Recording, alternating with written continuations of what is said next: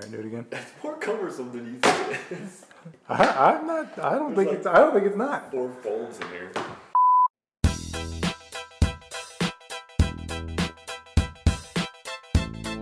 Hey, what's up guys? Michael with TechHeads here, and for this next video in our series on the iPad Pro, we're going to talk about the accessory that was going to be the biggest deal for me in terms of whether the iPad Pro could truly be my laptop replacement, the Apple Smart Keyboard. The Smart Keyboard is essentially identical to the smart covers we've been using for years, but it has an additional flap which contains a full-size keyboard that you can fold out when needed and tuck away when not. When in use, the keyboard sits completely flat and the screen itself is locked into one position that unfortunately you can't adjust like you can with the kickstand on the Surface Pro 4, but it's perfectly fine for most normal use situations. And when the keyboard isn't needed, you can fold it back behind the screen and allow the cover to be just a regular old stand for the iPad, though the folding does take some practice and getting used to.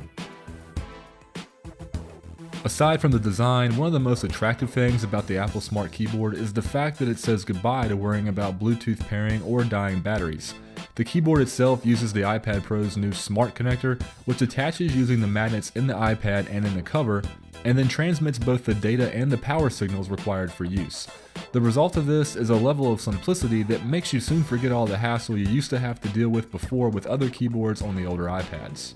The construction of the keys is a combination of Apple's dome switch similar to the 12-inch Retina MacBook and a cover made of a special woven fabric that gives the keys their spring and also seals them off to make the keyboard spill resistant. All of this together allows the keyboard to be only 4mm thin, and when folded up it only adds a tiny bit more bulk to your iPad than a regular smart cover. But of course the big question is this thing any good to work on? Well, I say the answer is yeah, it actually is. The keys have very little travel when pressed, but provide solid feedback, and each press offers up a nice clicky sound. The keyboard's not uncomfortable to work with for an extended period of time, and I've seen no noticeable difference in how fast I can type while using it, or the number of typos that I make. But the biggest and best surprise for me was something that was potentially going to be a deal breaker, and that's how sturdy the keyboard is while sitting on my lap.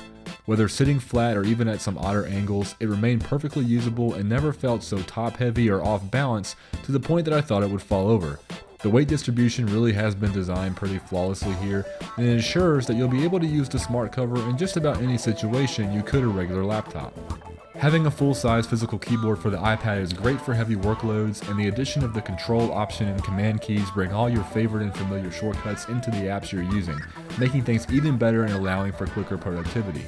Now, while I would have liked to have seen some additional features like backlit keys or the addition of a top row of function keys to control things like screen brightness and volume, much like the Logitech Create keyboard has, the Apple Smart Keyboard is exactly the accessory the iPad Pro needs to seriously contend in the laptop space. Now, at $169, it's probably about $50 more expensive than it really should be, but its construction seems solid, and along with that great form factor, the usability and functionality it adds make it a must-have accessory if you're planning on doing a lot of heavy typing on your iPad Pro.